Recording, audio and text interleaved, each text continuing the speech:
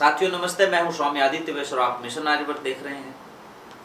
लगातार रसोई के माध्यम से या पुराने नुस्खों के माध्यम से हम कैसे स्वस्थ हो सकते हैं, इसकी चर्चाएं कर रहे हैं। आज फिर एक बार हमारे इस कार्यक्रम में उपस्थित हैं प्रसिद्ध नाड़ी वैद्य कायाकल्प के संस्थापक वैद्य सत्यप्रकाश आर्य जी। वैद्य जी, आपका एक बार फिर स्वागत, अभिनंदन। मैं हूँ गुरुकुल से पढ़ा हुआ, बाबा मस्तनाथ आयुर्वेद यूनिवर्सिटी से आयुर्वेद किया हुआ आपका वैद्य सत्यप्रकाश आर्य है। कई बार लोग कहते हैं कि गुरुकुलों में पढ़ने के बाद आखिर आप बनते क्या हैं। बहुत बड़े बड़े क्वेश्चन मार्क लगते हैं, लेकिन मैं ये कह सकता हूँ कि गुरुकुल में पढ़ने वाला विद्यार्थी समाज का एक अच्छा नागरिक तो बनता ही बनता है, साथ में जिसको आज प्रोग्रेस का, विकास का दायरा जिन्होंने एक अलग तरह का बना रखा है, उनके लिए भी ये कह सकते हैं एक बहुत अच्छा बिजनेसमैन गुरुकुल से निकला हुआ व्यक्ति बन सकता है। देश के बड़े से बड़े उच्च पद के ऊपर एक गुरुकुल का ब्रह्मचारी, गुरुकुल का पढ़ा हुआ व्यक्ति जा सकता है। देश की राजनीति के बड़े से बड़े पद को एक गुरुकुल का पढ़ा हुआ ब्रह्मचारी जो है वो छू सकता है और अपने कार्य क्षेत्र में अपनी उपलब्धियों के आधार पर अपने जीवन को सफल बनाने में सक्षम हो जाता है गुरुकुल में पढ़ा हुआ विद्यार्थी। तो वैद्य जी गुरुकुल में पढ़े, गुरुकुल सिंहपुरा में। वो जो स्वामी चंद्रवेश जी महाराज होते थे, व्याकरण के सूर्य, जिनकी व्याकरण के ऊपर बहुत बड़ी पकड़ थी, उनके सानिध्य में बैठ करके पहले गुरुकुल में पढ़े। उसके बाद यहीं रोहतक में बाबा मस्तनाथ विश्वविद्यालय है, वहाँ से फिर अपने आगे की पढ़ाई जो है प्रारंभ की। वैद्य जी, आज हम आपको कार्यक्रम में जो लेकर के आए हैं वो एक विशेष प्रयोजन के साथ लेकर के आए हैं। जिस व्यक्ति से भी बात करते हैं, मधुमेह, शुगर, डायबिटीज़, ये हर दूसरा तीसरा व्यक्ति बात कहता हुआ दिखाई देता है। और आपके बारे में एक बात कई दिनों से प्रचलित है और लोगों को उसके ऊपर शंका भी थी, तो मैंने ये उचित समझा कि मैं इस बारे में ज़रूर बात करूं। आप ये कहते हैं कि मैं शुगर का इलाज मीठा खिला करके करता हूं, तो इसी संदर्भ में मुझे जानना है सबसे पहले तो ये शुगर जो है, इसके लक्षण कैसे हम लोग नोट कर सकते हैं और ये शुगर कितने प्रकार की होती है। आयुर्वेद में शुगर को प्रमेह कहा गया है। प्रचुरम वारम वारम व मेहन मूत्र त्यागम करोति इति प्रमेह। प्रमेह की पहली परिभाषा ये है, अगर रात को आप एक बार भी उठ करके पेशाब जाते हैं तो आप शुगर है, भले ही टेस्ट में ना आए। दूसरी परिभाषा है कि आपको काम करने की इच्छा ना करे, शरीर गिरा गिरा थका थका रहे, तो कहीं न कहीं शुगर की शुरुआत बन रही है। तीसरा, पैरों में जलन या झनझनाहट होती है या सुन्न हो जाते हैं, तो ये आपकी शुगर की पहचान है। और चौथा जो है, दांत का निकलना, नपुंसकता आना, ये भी शुगर की पहचान है। पेशाब में झाग आना, ये भी शुगर की पहचान है। सर्वाइकल, माइग्रेन, बीपी, ये सभी शुगर के ही कारण हैं। लेकिन शुगर को आयुर्वेद में मधुमेह कहा गया है। और मधुमेह का मतलब है मधुर रस। और मधुर रस में पहले वात, पित्त और कफ, तीन चीजें होती हैं। जी। और कफ को मधुर रस कहा गया है, यानी मधु को बढ़ाने वाला कफ है। जी। और कफ कहाँ से पैदा होता है? जब आपका डाइजेशन कमजोर हो जाए तो शरीर में कफ बनता है। कफ का मतलब मधुर रस बनता है, और मधुर रस जब यूरिन या ब्लड के अंदर जाता है तब कहते हैं इसको मधुमेह हो गया, शुगर। जी। लेकिन हमने लोगों को भ्रमित करने के लिए, अपना पैसा कमाने के लिए कहा कि शुगर जो है मीठे से होता है। जी।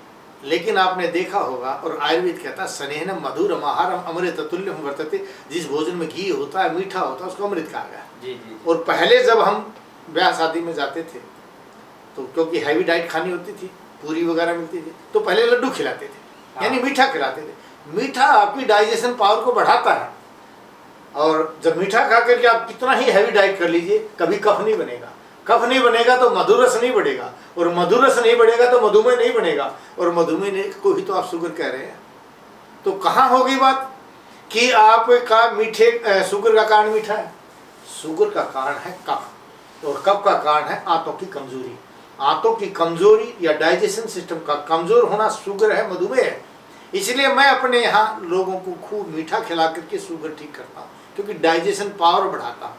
आप लोगों ने अपनी डाइजेशन पावर को ख़त्म कर लिया चाय पी करके, सुबह सुबह गर्म पानी पी करके, सुबह सुबह फल या जूस खा करके, भोजन में तेल का प्रयोग करके, घी का प्रयोग बंद करके, दिन में सोना और दिन में खाना, ये चीज़ें करके आपने शरीर की डाइजेशन पावर को कमज़ोर कर लिया। अब डाइजेशन पावर कमज़ोर हो गई है, तो उसको ठीक करने के लिए आयुर्वेद के द्वारा महर्षि चरक ने जो बताया है, मेरे पास दो चीज़ें बचती हैं, एक तो मीठा और दूसरा घी।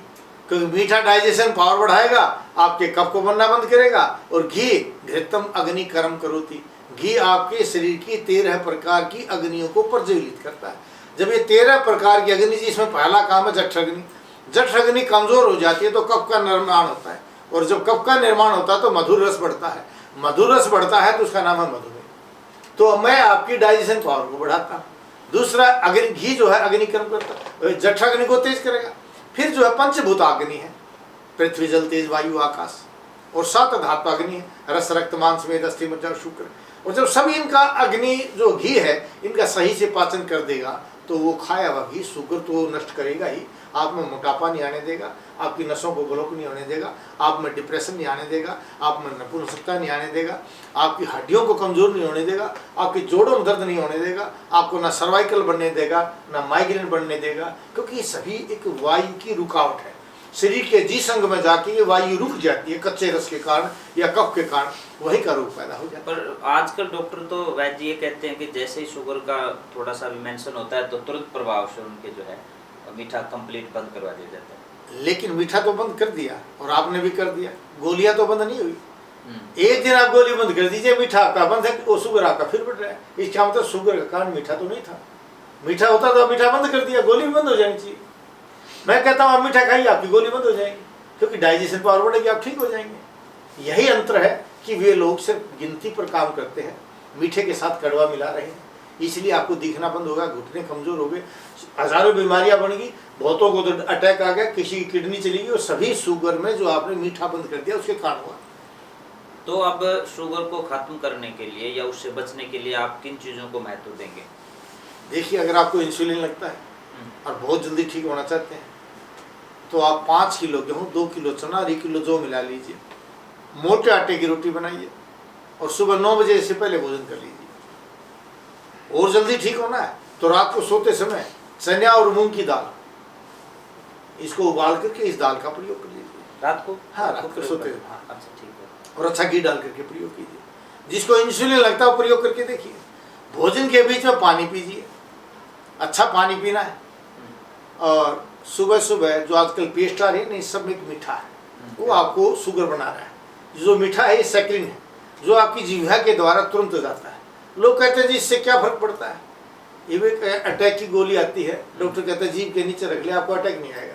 मतलब जीभ के नीचे रखने से तुरंत प्रभाव डालती है ना। ऐसे जो आपने पेस्ट किया सुबह से, जो मीठी पेस्ट है जिसमें सैक्रिन था, उसका प्रयोग करने से आपको शुगर खत्म ही नहीं हो रहा है। सुबह सुबह कभी भी हमने खाली पेट मीठा खाना नहीं चाहिए। सुबह सुबह खाली पेट खाया गया मीठा गर्मी बढ़ाता है। ठीक है। अब मेरे को एक बात तो समझ में आ गई, जैसे अभी आप कह रहे थे कि मीठा खाना तो है पर वो खाली पेट नहीं खाना है मीठा। ये भोजन के साथ, भोजन के तुरंत पहले उसके साथ मीठा खाइए और फिर नमकीन खा करके भोजन अंते तकरम पेयम, भोजन अंते तकरम पेयम, दिनांते दुग्धम पेयम, निशांते दधी पेयम। निशांते मतलब रात्रि के अंत में सुबह सुबह आपको दही का सेवन करना चाहिए, उसके साथ पहले मीठा और दही का प्रयोग कीजिए। दिनांते दिन के अंत में दूध का प्रयोग करना चाहिए, तो भोजन के साथ वो करके दूध रोटी खा लीजिए आप। और जो है तकरा है, भोजन के अंत में कहा तकर का प्रयोग करना चाहिए, आप लस्सी का प्रयोग दोपहर को, तो कभी शुगर हो ही नहीं सकता। हमने इन चीज़ों को छोड़ दिया इसलिए शुगर के रोगी हो गए और गोली पर गोलियां खाते जा रहे हैं। खाते खाते पता चला कि आंखें कमजोर हो गई हैं, माइग्रेन हो गया है, पैरालाइज हो गया है, ब्रेन हेमरेज हो गया है, अटैक आ गया है या किडनी चली गई है। लेकिन अगर आयुर्वेद के सिद्धांत पर आप चलते हैं, मैं दावा करता हूं कि अगर आपकी किडनी भी खराब होगी वो ठीक होती चली जाएगी, हृदय कमजोर हो गया वो भी ठीक होता चला जाएगा, नशें काम नहीं करी वो ठीक होती चली जाएंगी, क्योंकि हम आयुर्वेद के सिद्धांत पर काम करते हैं। तो आयुर्वेद के मूल सिद्धांत से जुड़ करके रहना है, जीवन शैली को अच्छा बनाना है, खान पान के ऊपर ध्यान देना है, तो आप शुगर से जो है जरूर बच करके रहेंगे। जो शुगर आज पूरे देश में बहुत व्यापक रूप से फैली हुई है। वैद्य जी, आप एक बार फिर हमारे कार्यक्रम में रहे, आपका बहुत बहुत धन्यवाद। आशा करते हैं आप दोबारा फिर जो है हमारे कार्यक्रम में उपस्थित होंगे और हमारे जो श्रोतागण हैं, दर्शक हैं, उनके स्वास्थ्य के लिए फिर दोबारा कोई बात उपदेश रूप में कहेंगे। आप सभी का बहुत बहुत धन्यवाद और स्वामी जी आपका बहुत बहुत धन्यवाद कि आप नई नई समस्याएं नए नए ढंग से पूछते हैं, जिससे लोग उसको समझ सकते हैं।